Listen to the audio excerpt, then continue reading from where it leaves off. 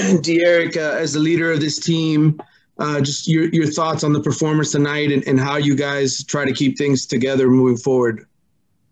I mean, excuse my language, I think we got our ass whooped all night. It wasn't good any phase of the game. I think we came off flat. We didn't play as good as we can tonight, not even close. You got to learn from it though. It's like anything else in life. Whenever if you fall down, you got to get back up from it. You can't let it keep you down. It's a lot we can learn from this game. We can't just come out here and just expect to win. You're supposed to expect to win, but you got to play like it. You can't just roll your helmets up, put your uniform on, and think everything's gonna be all good. Like I said, we got whooped in all phases of the game, but you got to just learn from it and just move on. Did you get the sense at all that you guys quit at any point? It looked like that in the first half when they were up 34-3. I know you guys came back and scored some points, but did it feel at all like, I don't know, you got the effort, sort of kicked out of your lungs there at all? I wouldn't say we quit. They definitely outplayed us. I think they played harder than us all night. I wouldn't say we quit. I'm not gonna say that about the guys. I mean, I haven't even watched the tape yet. Mm-hmm. You got to, like I said, you got to learn from it. Thank you. All right, next up we have Gary Fuhrman of Kanesport. Gary, go ahead. Hey, De'Eric, early in the game, it was kind of obvious you guys were going to have. We lost you. Gary, we'll come back to you. Next up we have David Furones of the Sun Sentinel. David, go ahead. Hey, De'Eric, just how tough is it as a quarterback when obviously the defense is about that on the sidelines afterwards?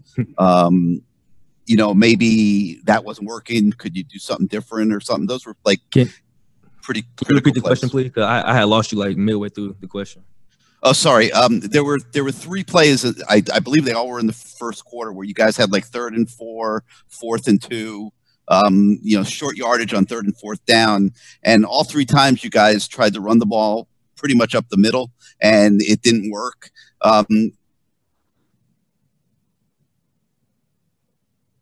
Lost you again. Gary, just type it to me. We're going to go to David Furones of the Sun Sentinel. David, go ahead. Hey, De'Eric, I was just asking, how tough is it as a quarterback when obviously the defense is giving up score after score, a lot on the ground, so it's eating up a lot of clock as well. And is there anything more that you felt you could have done as well? Of course, it's always more that I could have done. We didn't play well on offense. We didn't play well on defense. We didn't play well on special teams. But it's tough losing a game like this. I thought we had a really, really good week of practice. Everybody was locked in. Everybody was excited to play. But like being a quarterback of the team, being a leader, it's my responsibility to pick everybody up. Just have positive energy on the sideline. And I mean, at the end of the day, I'm supposed to win the game. Being a starting quarterback here, if they score 63, you're supposed to score 64, and we didn't do that tonight. Not at all. All right, we're going to go to Tim Reynolds of the Associated Press. Tim, go ahead. De'Eric, Manny said the same thing when he talked, Coach Diaz, when he talked to us, that he thought it was a decent week of practice. You just said it was a good week of practice. How do you make any sense of this? You guys go to Duke and you play you play a wonderful game with 15 guys out, you coming back from COVID, your coach coming back from COVID, going through finals, and it's flawless. You play this week after a good week of practice and nothing works. How do you make any rhyme or reason of that? Man, I have no idea. I know last night, maybe I don't know if the exact answer to that, but maybe last night when the Georgia Tech game got canceled, I don't know if guys were looking forward to having some off time or this and that. I don't know. It makes no sense to me. I mean, I didn't play well. Offense played well. Defense played well. And we had, like I said, I think we had a good week of practice. I have no idea. I have no idea to that question. And it's unfair to ask this because you don't know when and where the bowl game is, but the Orange Bowl is probably not going to happen now. You guys have one game left. How important is it for this group to stick together and end this thing the right way? Yeah, I think it's very important.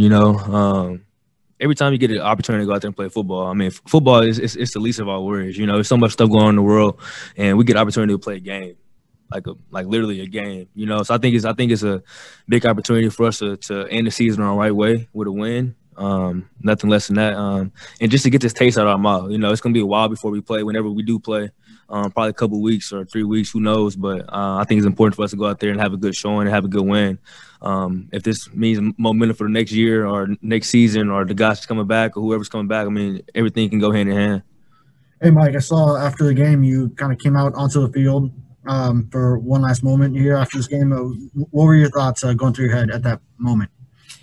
Just giving God all the glory, you know, on a win or a loss. You know, just the 4 years I've been here, I try my best not to take it for granted, and I try to leave it all out on the field. So, you know, my last moment at the Hard Rock, I was just trying to go out and thank God and just thank the Lord just for having me be in this position just to be a Miami Hurricane. Is this definitively your last moment as a Miami Hurricane, you know, well, outside of the bowl game?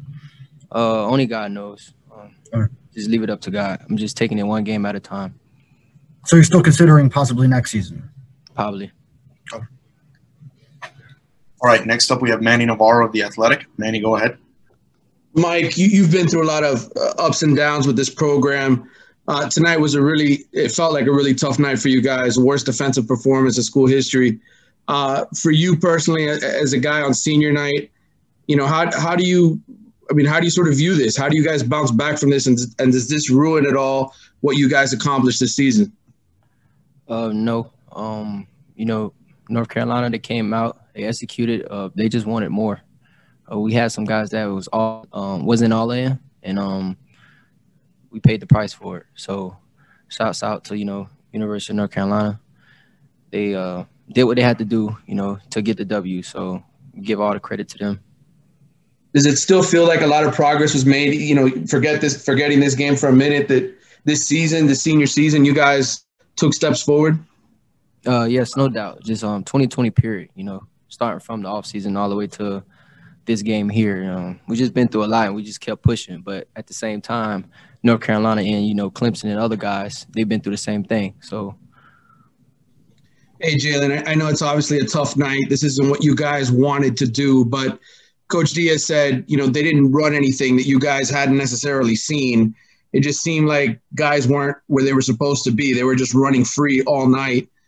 How do you sort of explain what went wrong? Was it communication? What was sort of at the crux of all these mistakes that you guys made on defense? I mean, it's simple. I think they just came to play and we didn't. You know, I have to give credit to their running backs. Those are probably the two best running backs I've ever seen, other than Travis Etienne. And so, you know, all credit to them, all credit to what they did. Like I said, they obviously came out here ready to play, and they just outplayed us. And I guess just from an emotional perspective, how do you guys – I mean, I know you could have a bowl game left to play, but how do you guys feel, you know, right now in the locker room? What was sort of the mood? What were guys telling each other after this was over? I mean, it's definitely disappointing. It's always disappointing to lose. But, you know, you just got to have short memory and start preparing for next week for this bowl game and just do what we can do. So. All right, next up we have Tom D'Angelo of the Palm Beach Post. Tom, go ahead. Yeah, thanks. Hey, Jaelan, speaking of that, does that put more of an emphasis or more reason for you to come out in this bowl game? I know you're going to play hard anyway, but when you look at the way the seasons have ended at this program, 2 of the last 3 years, how important is it now to come out, put on a really good showing and have a positive end of the season in a bowl game? I mean, it's obviously huge for Miami. I think we've only won like one bowl game since 2004. So our focus is definitely on winning this next game, just like that. All right, next up we have Gary Fuhrman of Kanesport. Gary, go ahead.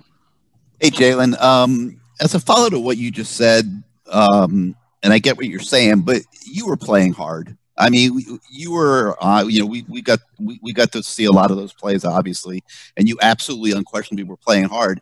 It looked like they were scheming you, and they were trying to seal you off and run underneath you. Is that the way you saw it? And were there any adjustments that maybe could have been made during the game that just didn't get executed properly? Yeah, I mean, we were just trying to get vertical and get a lot of pressure on Sam Howell. And obviously we had to stop the run first for them to even pass the ball, and we just didn't accomplish that. You know, I think we switched a couple things schematically at halftime, started playing more of our like base camp defense. But, you know, it just didn't happen for us tonight. So. Did it get really frustrating at times for you guys? Just that, you know, it kind of snowballed and they just kept coming and coming and you didn't have the answers. Did frustration creep in? I mean, yeah, obviously it's frustrating. You got to try to keep composure and just do what you can do on the field. Obviously, we can't control, you know, how the offense is playing or anything like that. But, you know, we have to take responsibility as a defense. I mean, you can never allow 60 points. That's completely unacceptable. So, yeah, I mean, that's really what it comes down to. All right, Jaelan, our last question for you comes from Tim Reynolds of the Associated Press. Tim, go ahead. Jaelan, I know what they say in the outside doesn't matter, but this is going to be where people say this is where Miami's players are going to opt out. This is where they're going to fall apart before the bowl game. How important is it for this team with your one game left to stay together and end this thing the right way? I think it's paramount for us to stay together. I think that's kind of key for us as a football team, key for anybody really as a football team is, you know, connectivity and togetherness. So I think we'll need to regroup, obviously, assess what happened and just focus on the next game and move forward. Thank you. And so all I'm going to ask is what made their run game so difficult to stop for you guys? You know, it was a lot of missed assignments out there. You know, on the sideline, I don't think we had great energy on the sideline. And just a matter of just, you know, maybe not being locked in. I don't like Derek said, you know, I don't know where it started, what happened, but completely unacceptable. We have another game left, you know, and we'll bounce back and redeem ourselves. All right, next up we have Manny Navarro of The Athletic. Manny, go ahead. Hey, Quincy. Coach talked about you guys trying to make some halftime adjustments after what happened in the first half. You know, why didn't it work? What was it that you guys were trying to change in the second half? And I guess what didn't work in the second half? You know, the coach can only do but so much with the scheme. You know, we're the players out there playing. And, you know, we have to own that. Every yard that got ran against us, we have to own that. And, you know, credit to a great team we played. We played two of the best backs in the country. You know, a great team, great scheme they have. And, you know, we just have to play better all around. And a lot of people are going to put this on Coach Baker. They already have, pointing the finger at him.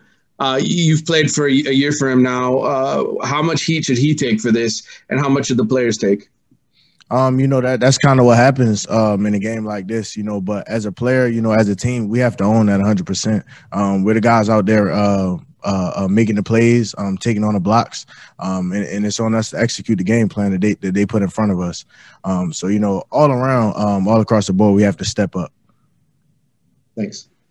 All right, next up we have David Wilson of the Miami Herald. David, go ahead. Hey, Quincy. We spent the last week talking about how clean of a game you guys played against Duke.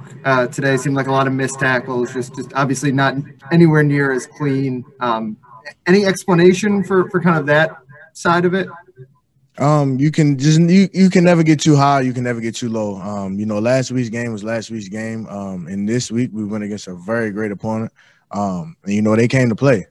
They came to play in a game that we didn't. And anytime you're going against a team like this and you don't come to play, this is what happens.